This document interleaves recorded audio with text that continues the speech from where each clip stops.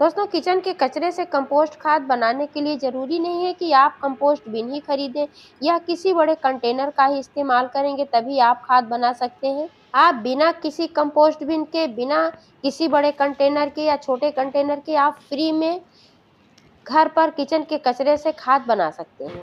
यहाँ आप जो देख पा रहे हैं इतनी बढ़िया खाद बनकर रेडी हुई है, ये मैंने बनाया है और इसी प्रोसेस से मैंने बनाया है। तो आप भी इस तरह से खाद बना सकते हैं। तो दोस्तों, किचन के कचरे से बिना कंपोस्ट बिन के, बिना किसी कंटेनर के कैसे खाद बनानी है, संपूर्ण जानकारी मिलने वाली इस वीडियो में। तो प्लीज़ वीडियो पर अंत तक बने रहें, बिना स्किप किए पूरा देखें। जानकारी अगर पसंद आए तो लाइक करें, शेयर करें। चैनल को अभी तक सब्सक्राइब नहीं किया है तो प्लीज़ चैनल को भी सब्सक्राइब करके बेल आइकन को प्रेस कर लें ताकि सारे अपडेट्स आपको मिलते रहें। नमस्कार दोस्तों, स्वागत है मेरे YouTube channel gardening with Poonam में। दोस्तों, वैसे तो किचन में बहुत सारे छिलके वगैरह निकलते हैं, हमेशा ही कचरे निकलते रहते हैं, आप हमेशा खाद बना सकते हैं। लेकिन सर्दियों में मटर-वटर के छिलके बहुत ज़्यादा होते हैं जो कि नाइट्रोजन से भरपूर होते हैं। तो आप इस सीज़न में बहुत सारी खाद बनाकर पूरे साल के लिए स्टोर करके रख सकते हैं। कई भाई-बहन इसलिए नहीं बनाना चाहते हैं कि आलस से कर जाते हैं, कंपोस्ट बिन खरीदना पड़ेगा या फिर किसी कंटेनर की ज़रूरत होगी या फिर खाद बनाएँगे तो बदबू आएगी, बहुत सारी समस्याएँ होती हैं, इसलिए लोग खाद बनाने से कतराते हैं। लेकिन दोस्तों, आज की इस वीडियो में मैं ऐसी विधि बताऊँगी जिससे ना तो बदबू ही आएगी, ना ही आपको किसी कंटेनर की ज़रूरत होगी। आप देख पा रहे हैं कि यहाँ पर मैंने बहुत सारे किचन के छिलके वगैरह इकट्ठा करके रखे हैं, ज़्यादा करके इसमें मटर के छिलके हैं, 5 से 6 दिनों के छिलके हैं और ये जो आप देख पा रहे हैं यहाँ पर ये ताज़े छिलके हैं।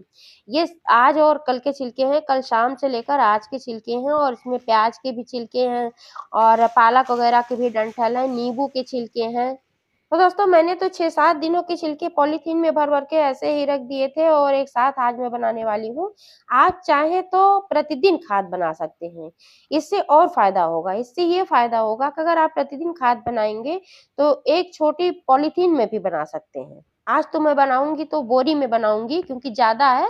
आप एक छोटी पॉलीथीन में भी बना सकते हैं और डेली बनाने का ये फ़ायदा होगा कि जो खाद आज आप बनाएँगे, आज के कचरे से, वो जल्दी रेडी होगी, फिर कल का होगा, फिर परसों का होगा, ऐसे जैसे जो पहले आप बनाना स्टार्ट करेंगे, वो आपको पहले तैयार होके मिल जाएगी। आप देख पा रही हैं जो छिलके हैं 6-7 दिनों के मैंने रखे हैं, डिकम्पोज़्ड होना भी शुरू हो गया है, तो अभी इसमें और सारी सामग्री मिलानी होती है, सिर्फ़ छिलकों से ही नहीं बनता है, कई चीज़ें ऐसी होती हैं जो बहुत ही आवश्यक होती हैं खाद बनाने के लिए।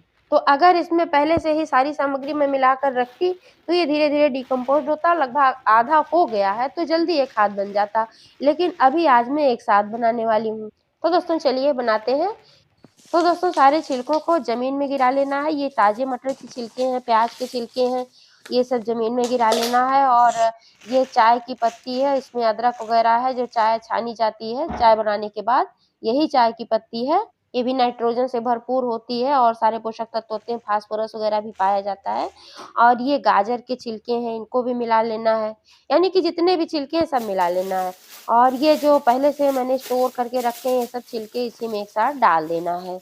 आप देख पा रहे हैं जो पहले से मैंने स्टोर करके रखा था, तो ये डिकम्पोज़्ड होने लगे हैं। इसलिए दोस्तों, अगर आप प्रतिदिन खाद बनाते हैं, तो ज़्यादा फ़ायदा होता है। जैसे जो मैंने रखा था अभी इसमें और भी जो सामग्री मिलानी है वो मैंने नहीं मिलाया है। अगर ये मिल जाता तो भी थोड़े दिनों में ये कंपोस्ट खाद बन कर के तैयार हो जाता।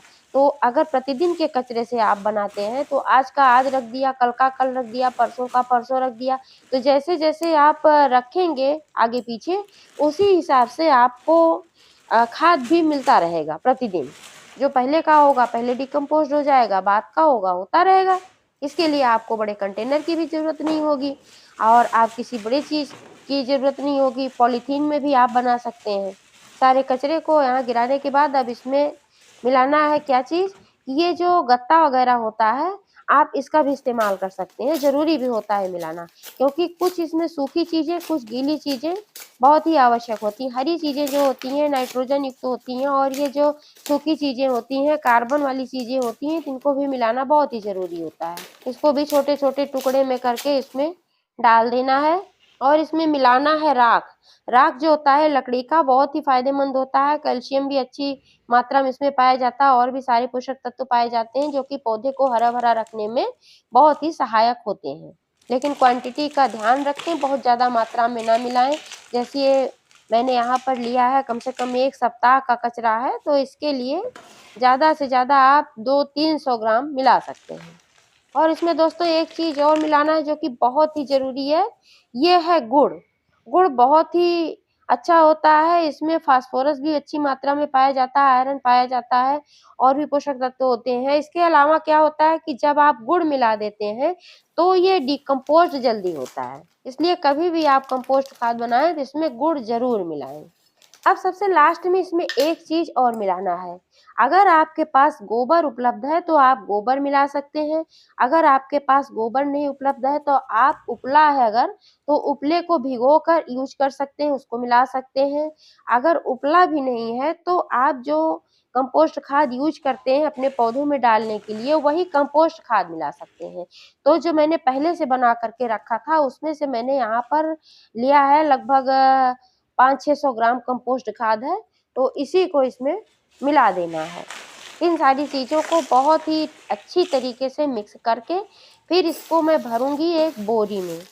आप देख पा रहे हैं ये एक बोरी है प्लास्टिक की, तो बोरी में भरने के बाद इसमें छेद करना होगा, लेकिन अभी पहले इसको भर देना है और भरने के बाद इसका मुँह बंद कर देना है, खुला नहीं छोड़ना है। तो एक किसी रस्सी की सहायता से, किसी भी चीज़ की सहायता से आप इसको बाँध सकते हैं। और बाँधने के बाद अब आप देखिए रेडी हो गया है और इसमें अब छेद करना, किसी भी नुकीली चीज़ से आप इसमें छेद कर सकते हैं। इसमें पहले से भी एक छेद है बड़ा-सा और इसमें और भी छेद मैं कर दे रही हूँ, क्योंकि क्या होता है कि जब छेद होता है तो इसमें हवा का आवागमन बना रहता है और ये बढ़िया डिकम्पोज़्ड होता है, तब सड़ता नहीं, डिकम्पोज़्ड होता है।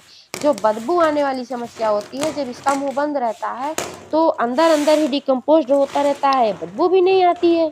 और दोस्तों इसमें पानी वगैरह मिलाने की ज़रूरत नहीं होती है, क्योंकि छिलके वगैरह में इतना पानी खुद ही होता है, इसमें मॉइस्चर होता है, ये अपने आप डिकम्पोज़्ड होता रहेगा। बस आपको इस बात का ध्यान रखना है कि इसको आप छाया में ही रखें, धूप में कतई ना रखें। अगर धूप में रखेंगे तो ये सूख जाएगा और डिकम्पोज़्ड नहीं हो पाएगा। अब आपको रखना कहाँ है, ऐसे ही ज़मीन में उठाकर नहीं रख देना है, क्योंकि जब ये डिकम्पोज़्ड होगा तो इसमें पानी निकलता है और पानी का रिसाव होता है तो आपका फर्श खराब हो सकता है। इसलिए आप इसके लिए किसी प्लास्टिक की बोरी को बिछा दीजिए नीचे, या कोई भी ऐसा जो उपयोग में ना हो ऐसी चीज़, उसको रख के उसी के ऊपर इस बोरी को रख दीजिए। अगर आप पॉलीथीन में बना रहे हैं तो पॉलीथीन को आप रख दीजिए, पॉलीथीन में भी छेद करना ना भूलें। तो दोस्तों इस तरीके से आप कंपोस्ट खाद घर पर बिना किसी कंटेनर के, बिना कंपोस्ट बिन के बहुत ही आसानी से बना सकते हैं। जानकारी कैसी लगी कमेंट में बताइएगा और पूरा वीडियो देखने के लिए बहुत-बहुत धन्यवाद।